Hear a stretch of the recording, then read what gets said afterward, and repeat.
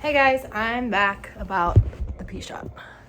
Okay, we're gonna review the P-shot. It'll be another Q&A type. I'm gonna have Jill asking questions and we'll go from there. All right. What is the P-shot and what does it stand for? Okay, so PRP is the P-shot, platelet-rich plasma. It is an injectable treatment done for erectile function, penis size, and the platelet-rich plasma actually comes from your own self. So how it works is we draw the blood, spin it down, then one of our providers is going to inject it back into the penis for the benefits. So growth factors, that's the point there. We want to grow the tissue. So a lot of people will do it for size increase, a lot of people will do it for erectile dysfunction and to try to maximize the blood vessels in the tissue to get a better erection. Awesome. Who is an ideal candidate for this treatment? Ideal candidate would be someone with mild erectile dysfunction or someone just looking for a size increase and really no erectile dysfunction at all. So this is not going to be a good treatment for someone with severe erectile dysfunction by itself. It is a great treatment to use in conjunction with wave therapy. So if someone has severe erectile dysfunction and wants to do a P-shot, we highly, highly recommend that they do 12 sessions of wave prior to doing the P-shot. And really ideally on that 12th wave session, they can do the P-shot right after. That's kind of an ideal scenario for people with severe erectile dysfunction. And then they would repeat the P-shot again 6 to 8 weeks later for a full series. Of course, that can be more time and money, so not all patients are willing to do that, but in a perfect world, if time and money are of no concern, I would say for severe erectile dysfunction patients, we're doing 12 waves, then a P-shot on the last day, and then 6 to 8 weeks later, another P-shot, followed by the post P-shot therapy, which is the penis pump. So that's like the full thing, but if a patient's just like isolated, who's a good just single P-shot, I would say definitely someone who with just really mild ED, just kind of looking for some improvements in prevention, and or someone who just wants a size increase. There's not really anything on the market that can substantially increase penis size other than the P-shot and using pump in conjunction with that. When you say increased size, will I be able to grow bigger than what my biological genetics are? Good question. Honestly, I think it's kind of a gray answer. It depends on who you ask. I would say no, really. When you do a P-shot, we're repairing the vessels, sending growth factors to the area. We may be like stretching it out a little bit.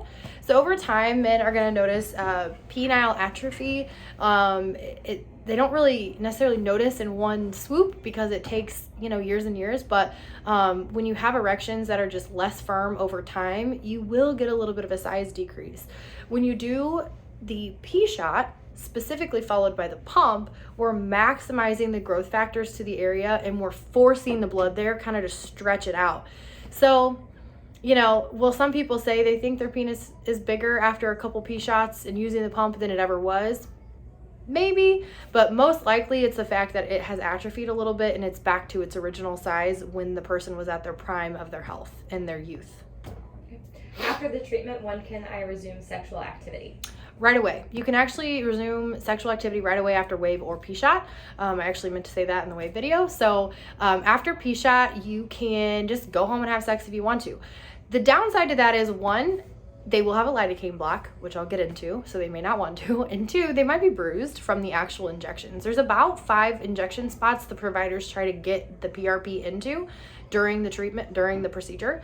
So there may be 4, 5, 6 bruises on the penis that they're dealing with, so they just may not want to, but they can. They can safely go home and have sex right away, really, if they want to. What do I need to do to prepare? Is there anything I need to stay away from? Yes, great question. So one, the patient needs to be hydrated day of, week of. Big, important. They're going to need a substantial amount of blood. You don't want the patient like hungry or dehydrated, because as we all know, that makes for a horrible blood draw experience. And we want to make sure that they're very hydrated and have had some substance as far as food goes, so that they're not like queasy or anything like that. But leading up to the Priapus injection, it's really, really important that they stay away from NSAIDs, anti-inflammatories, and blood thinners. So we can get into kind of a gray area with that, because sometimes people have blood thinners, prescribed by their cardiologist or the primary care doctor for cardiac issues that they've had in the past or cardiac events. So we're really not at liberty to say, stop taking your cardiac meds for a essentially cosmetic procedure. That's not appropriate. So in those cases, with patients who do have those kind of medications prescribed, we will need to correlate that with their doctor to see if it's safe for them to stop. We do recommend a full 7 days, really at least, before and after the procedure, away from those medications. And so if their cardiologist or primary doctor is like, nope, can't do that, then unfortunately they're not going to be a good candidate for the P-shot. Now, if they take like anti-inflammatories like aspirin or I guess that's blood thinner, but like ibuprofen, just kind of on their own for aches and pains and stuff, they can just stop them, and they're going to have to stop them. They need to stop them 7 days before and not remain doing them or continue doing them until 7 days after.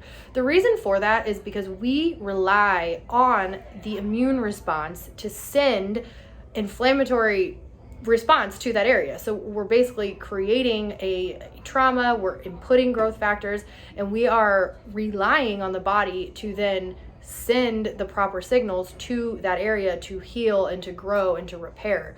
If you're on those medications, it blocks that mechanism. And so you just don't get as much or anything out of the P-shot if you're taking consistently medications that are going to block that mechanism of action. Hopefully that makes sense. And lastly, when can I repeat the shot? Yeah, so that one, I think you can 6, right? Is how we have that 6 weeks after. 8. 6 to 8, okay. So 8 weeks after is, I think, what we have on the documentation. I think we've let patients do it after 6 weeks.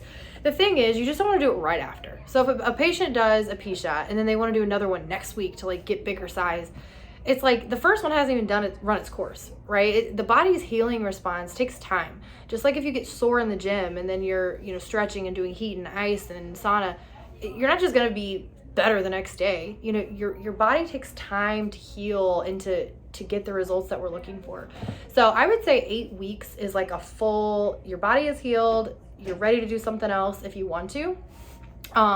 So you can do another P-shot 8 weeks after. And for people who are doing it just for size, they're like adamant to increase size, I tell them like, just plan on doing 2.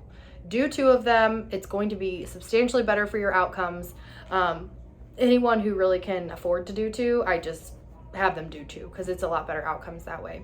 The first P-shot is $1,900. That's the cost. It includes our penis pump that will be given to the patient after the procedure to use as like their rehab. That part is very, very necessary.